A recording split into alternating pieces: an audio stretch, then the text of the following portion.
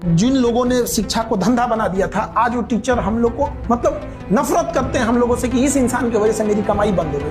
খান sir, যিনি অসংখ্য গরিব ও মধ্যবিত্ত ছাত্রছাত্রীর কাছে সাফল্যের স্বপ্নকে বাস্তবের কাছাকাছি এনে দিয়েছিলেন, যিনি কম খরচে শিক্ষাকে সাধারণ মানুষের হাতের মুঠোয় পৌঁছে দিয়েছেন। আর শুধু শিক্ষা নয়, শিক্ষার সাথে সাথে স্বাস্থ্যকেও তিনি সকল গরিব মানুষদের হাতের মুঠোয় আনতে চেয়েছিলেন। কিন্তু এই খান স্যার বর্তমানে দুটি সমস্যার মধ্যে জড়িয়ে পড়েছে। প্রথমত, গত 2রা জুন পাটনার মুসল্লাহপুর এলাকায় তার খান গ্লোবাল স্টাডিজ কোচিং সেন্টারের বাইরে ব্যাপক হিংসাত্মক ঘটনা ঘটে। অভিযোগ ওঠে, উত্তেজিত জনতাকে ছত্রভঙ্গ করতে খান স্যার নিজের নিরাপত্তা রক্ষীদের শূন্যে গুলি চালানোর নির্দেশ দিয়েছিলেন। ফলে এই ঘটনায় তার বিরুদ্ধে মামলা রুজু হয়েছে। আর দ্বিতীয়ত, টিভি টুডে নেটওয়ার্কের ওম কশ্যপ, যদিও তিনি নিজেকে একজন সাংবাদিক বলে দাবি করেন এবং এনাদের মতো সাংবাদিকের জন্যই ভারত বিশ্ব প্রেস ফ্রিডম ইন্ডেক্সে গর্বের সঙ্গে 157 নম্বর স্থান দখল করে আছে। তো এই সোকল সাংবাদিক ইউটিউবের এই সমস্ত স্টার টিচারদের বিরুদ্ধে বিভিন্ন অপমানজনক কথা বলেন এবং পাল্টা যখন এনার বিরুদ্ধেও খান স্যার সহ বিভিন্ন স্যারেরা কথা বলেন, তখন স্যারেদের ওপর মানহানির মামলা রুজু করা হয়েছে। আর সব থেকে বড় ব্যাপার হলো, আমাদের এতদিনের প্রিয় খান স্যারকে মিডিয়া এখন ফয়সাল খান বানিয়ে দিয়েছেন।